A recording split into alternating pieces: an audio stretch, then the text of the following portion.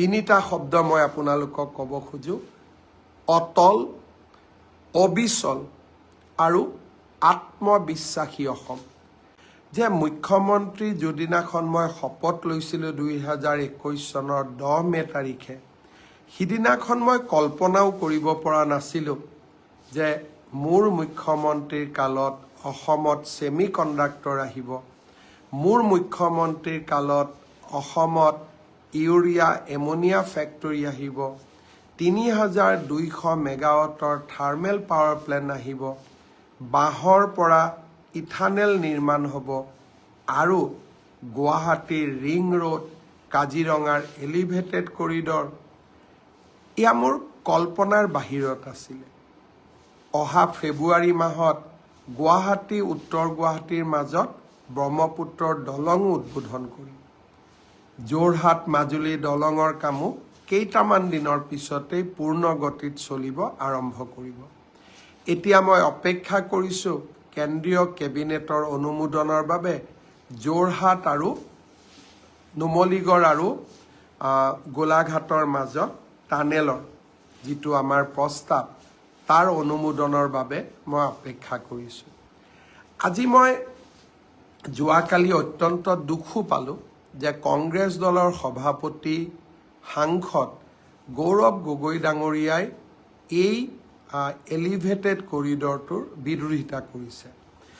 2019 চনত বৰ্তমানৰ নেশ্যনেল হাইৱেটোৰ কাৰণে বানপানীৰ সময়ত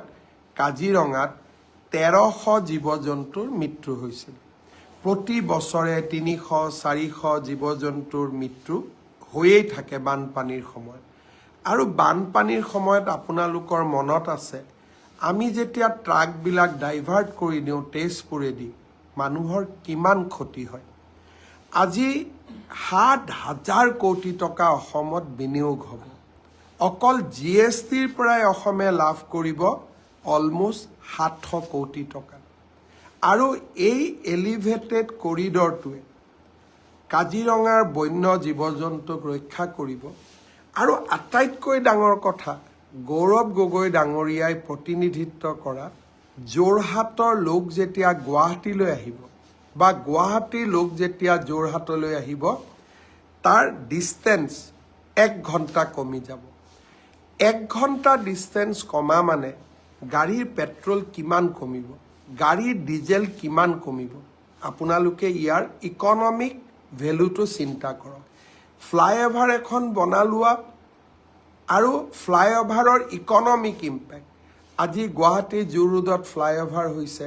চিন্তা কৰক আগতে গাড়ীৰ গিয়েৰ বদলাই ট্ৰেফিক জামত লাহে লাহে গাড়ী চলাওঁতে পেট্ৰল ডিজেল কিমান লাগিছিল এতিয়া ফ্লাইঅভাৰ হোৱাৰ কাৰণে পেট্ৰল ডিজেলৰ খৰচ কিমান কমি গ'ল গুৱাহাটী আৰু যোৰহাটৰ মাজত যদি 1 ঘণ্টাৰ দূৰত্ব কমি যায় এজন ব্যক্তিয়ে কিমান বেছি তেল ডিজেল পেট্ৰল সঞ্চয় কৰিব আপোনালোকে তাক এবাৰ মাত্ৰ ভাবি চাওক আজি এই গৌৰৱ গগৈয়ে যোৰহাটত উৰণীয়া সেতু নিৰ্মাণৰো বিৰোধিতা কৰিছিল কিন্তু মই আজিও কৈছোঁ যে আমি কাৰো বাধা নামানো হিমালয়ো যদি অসমৰ উন্নতিৰ সন্মুখত থিয় হয় আমি হিমালয়ো পাৰ কৰিম এইখন অটল অবিচল আৰু আত্মবিশ্বাসী অসম তিনিটা শব্দ মই আপোনালোকক ক'ব খোজো অটল অবিচল আৰু আত্মবিশ্বাসী অসম গৌৰৱ গগৈয়ে বিৰোধিতা কৰিছিলে যোৰহাটত ফেব্ৰুৱাৰী মাহত আমি উৰণীয়া সেতুখন উদ্বোধন কৰিম আৰু আজি যোৰহাটৰ এজন ৰাইজেও আমাক বিৰোধিতা কৰা নাই কাৰণ ৰাইজে দেখিছে যে আমাৰ পলিটিকেল উইল আছে ৰাজনৈতিক ইচ্ছা শক্তি আছে যে যিমান সময়ত কম সিমান সময়ৰ ভিতৰতে আমি উৰণীয়া সেতু নিৰ্মাণৰ কাম আমি শেষো কৰিম ৰাইজক উপহাৰো দিম আজি প্ৰধানমন্ত্ৰী ডাঙৰীয়াৰ আশীৰ্বাদৰ লগে লগে